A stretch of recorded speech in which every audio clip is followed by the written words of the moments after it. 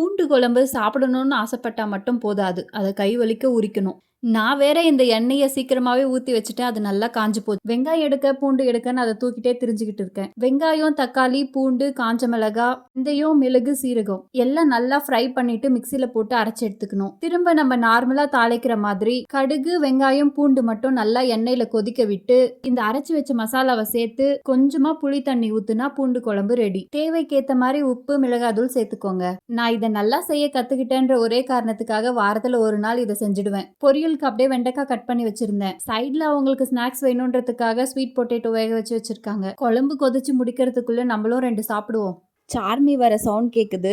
Madam ஸ்கூல்ல இருந்து வந்துட்டாங்க. டெய்லி அவங்க கிளாஸ்ல இவ மேல ஏதாச்சும் ஒரு கம்ப்ளைண்ட் இருக்கும். 2 பேரும் வரும்போதே வீட்டுக்கு தேவையான திங்ஸ் எல்லாம் கொஞ்சம் வாங்கிட்டு வந்திருக்காங்க. பாப்பாக்கு ஃப்ரைடே அவங்க கிளாஸ் பார்ட்டி இருக்கான். வந்ததுமே லிஸ்ட் போட்டாங்க. டான்ஸ் ஆட போறாங்களாம், கலர் ட்ரெஸ் போட போறாங்களாம். ஃப்ரைடே மேடம் கையில பிடிக்க முடியாது.